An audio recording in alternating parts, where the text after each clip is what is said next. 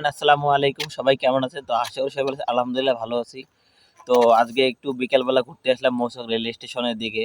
তো ট্রেনের জন্য অপেক্ষা করতেছি, ট্রেন আসবে আর ট্রেনে করে একটু যাব ঘুরতে বাইরে। আর আমার পিছনে একটা দেখাচ্ছি, একটা ট্রেন আসতেছে, আমার পিছনে একটা ট্রেন আসতেছে, ওই যে অনেক দূরে ট্রেনটা আসতেছে। তো এটা ট্রেন হচ্ছে ঢাকা থেকে ছাড়লো, যার কারণে এই ট্রেনটা যাব না, পরবর্তী যে নেক্সট ট্রেন আসবে সেটাতে আমি উঠে যাব। তো আপনাদেরকে একটু দেখার চেষ্টা করি, ওয়েট করেন।